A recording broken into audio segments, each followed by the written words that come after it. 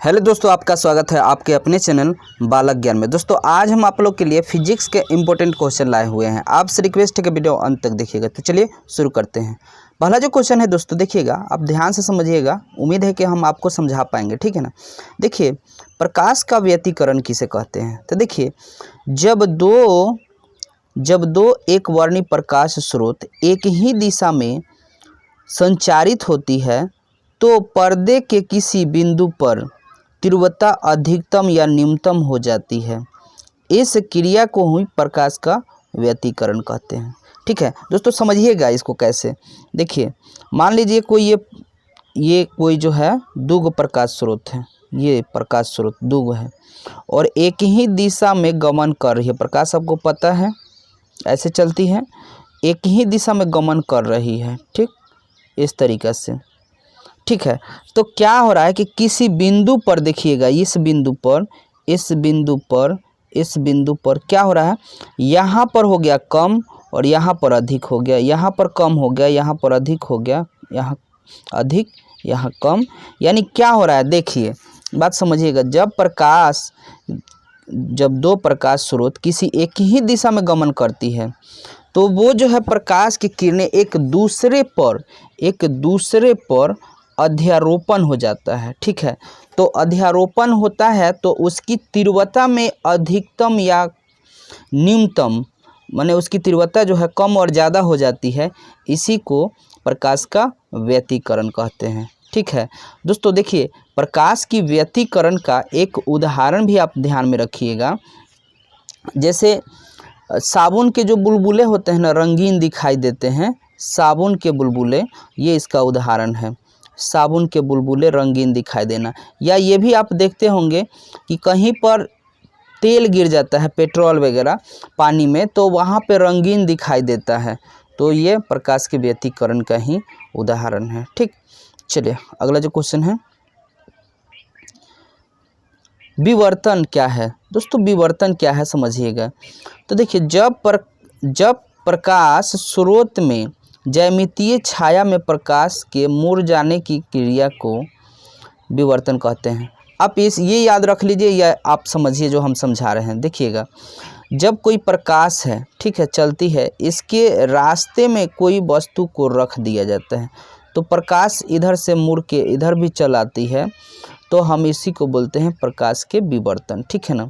जब प्रकाश के रास्ते में कोई अपारदर्शी वस्तु रख दिया जाता है तो उसके किनारे से मुड़कर प्रकाश के प्रवेश करने की प्रक्रिया को विवर्तन कहा जाता है।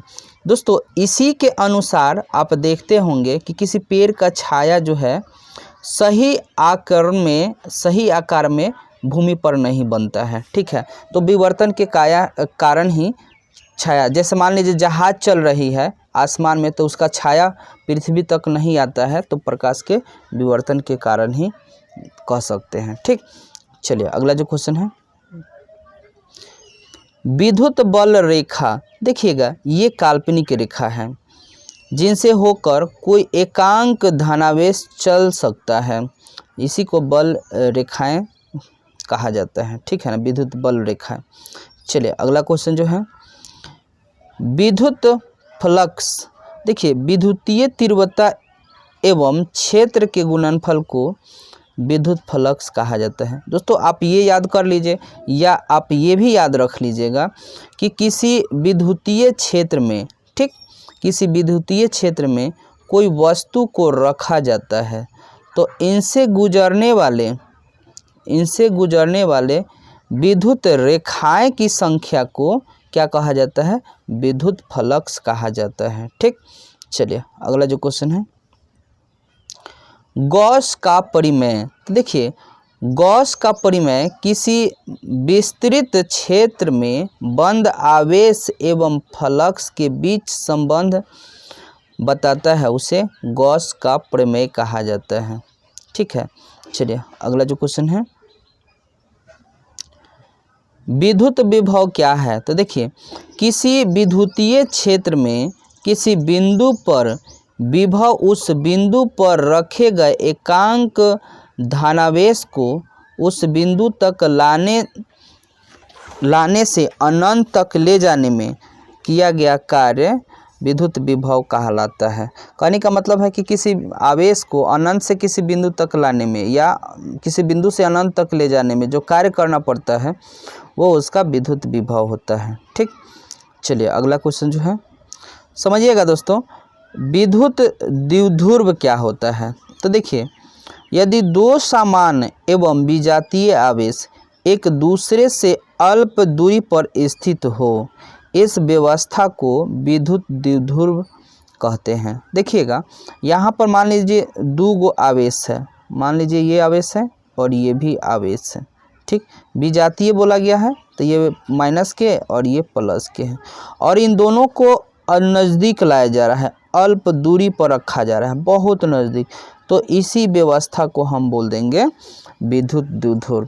ठीक है, चलिए अगला जो क्वेश्चन है, विद्युत धारिता क्या होती है। तो देखिए, विद्युत आवेश धारण करने की क्षमता को विद्युत धारिता कहते हैं और इसका SI मात्रक फैराड होता है।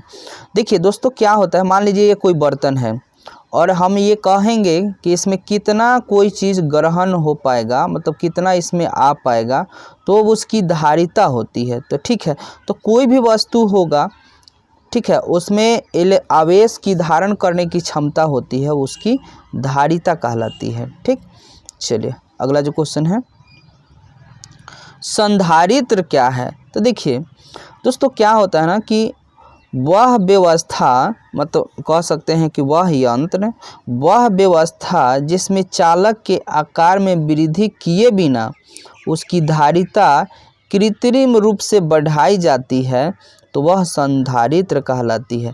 कहने का मतलब ये कोई क्या है, संधारित्र है, यंत्र है।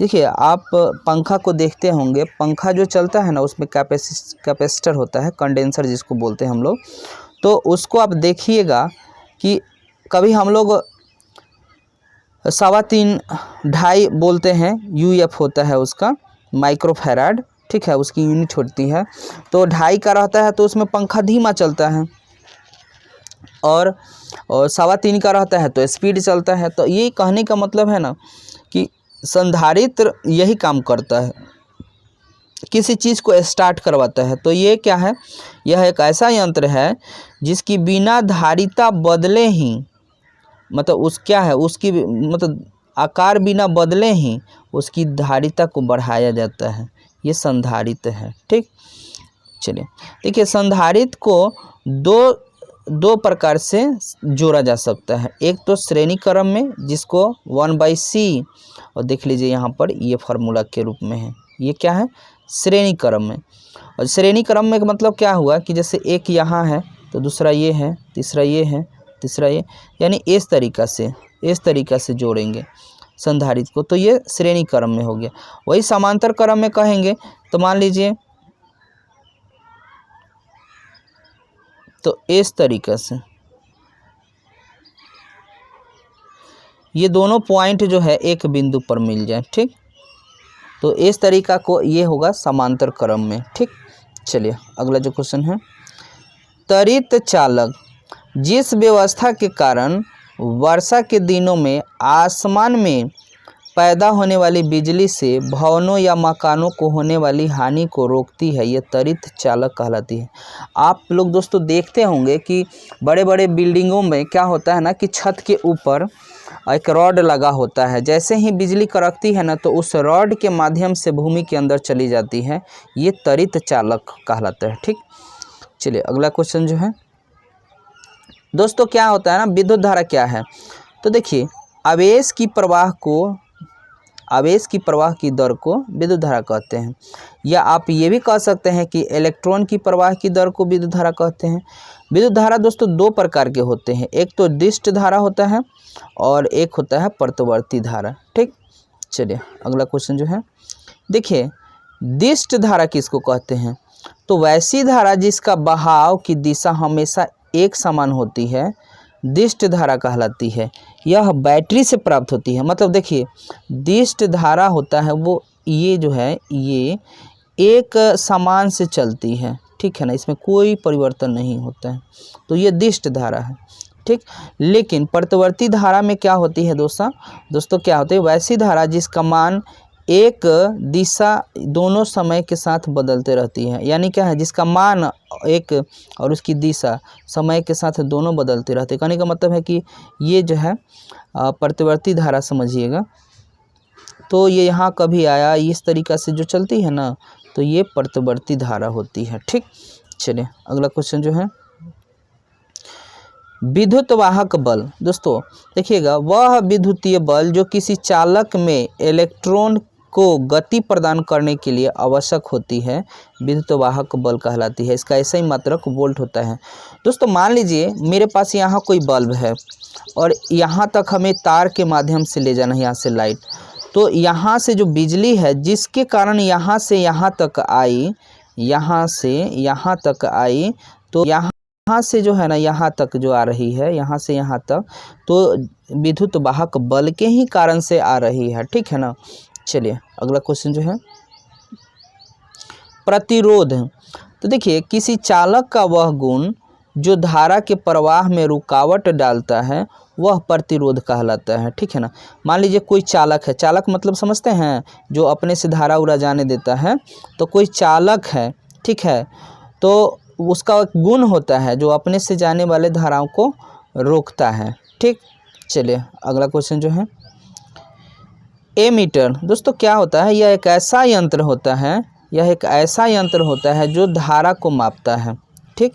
इसको श्रेणी क्रम में जोड़ा जाता है। ये पॉइंट बहुत इंपॉर्टेंट है दोस्तों, याद रखिएगा कि एमीटर को किस क्रम में जोड़ा जाता है, तो श्रेणी क्रम में जोड़ा जाता है।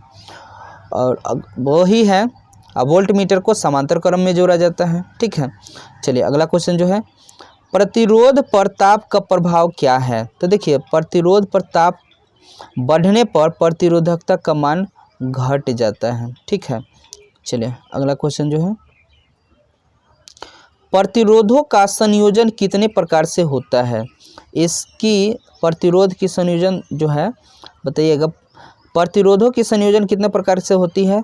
तो आंसर है कि प्रतिरोध का संयोजन दो प्रकार से होते हैं। पहली जो है श्रेणी क्रम में और दूसरा जो है समांतर क्रम में। ठीक। देखिए श्रेणी क्रम क्या है, यहाँ पर देखिएगा दोस्तों कि श्रेणी क्रम जब प्रतिरोध के लिए एक सिरे से दूसरे सिरे से जोड़ा जाता है तो वह व्यवस्था श्रेणी क्रम में कहलाता है। कहने का मतलब यहाँ पर कोई बल्ब है, इस तो ऐसे अगला जोड़ दिए ऐसा, तो ये श्रेणी क्रम हो गया। और समांतर क्रम समझिएगा, जब सभी प्रतिरोधों का एक सिरा एक बिंदु पर तथा दूसरा सिरा किसी दूसरे के बिंदु पर से जोड़ा हो तथा इस व्यवस्था को समांतर। कहने का मतलब है दोस्तों ना कि मान लीजिए ये कोई बल्ब है, ये कोई बल्ब है, तो इन दोनों को एक पॉइंट पर और यहाँ से ये एक पॉइंट पर और यहाँ बैटरी, तो इस तरीका के व्यवस्था जो होता है वो क्या होता है, समांतर क्रम में होता है। ठीक। चलिए अगला जो क्वेश्चन है, विद्युत के विचार से पदार्थ चार प्रकार के होते हैं। पहला जो है चालक है, अचालक है जिसको कुचालक भी बोला जाता है, अर्धचालक है और अतिचालक है। तो देखिए चालक किसको कहते हैं, तो वैसे पदार्थ जिनसे प्रतिरोध आसानी से पार हो जाता है उसे चालक कहते हैं। जैसे में लोहा, तांबा। देखिए चालक का सबसे अच्छा उदाहरण है चांदी। विद्युत का सबसे अच्छा चालक क्या है, तो वो चांदी है दोस्तों। ठीक है, याद रखिएगा चांदी। चलिए अगला क्वेश्चन जो है, अचालक वैसे पदार्थ जिनसे प्रतिरोध आसानी से, प्रतिरोध नहीं दोस्तों, विद्युत धारा, यहाँ पर यहाँ याद रखिएगा धारा, विद्युत धारा। वैसे पदार्थ जिनसे विद्युत धारा आसानी से पार नहीं हो पाता है उसे क्या कहते हैं, अचालक कहते हैं या कुचालक कहते हैं। जैसे लकड़ी से देखते हैं विद्युत पार हो जाएगा नहीं ना, तो इसको। चलिए अर्धचालक वैसे पदार्थ जो अपने से होकर इलेक्ट्रॉन को कुछ ही मात्रा में जाने देता है, अर्धचालक कहलाता है। जैसे में जर्मेनियम। ठीक है। चलिए अगला जो क्वेश्चन है, अतिचालक। देखिए वैसे पदार्थ जिनका प्रतिरोध एक निश्चित ताप पर घटने के बाद शून्य हो जाता है, अतिचालक कहलाता है, जैसे में शीशा। ठीक है।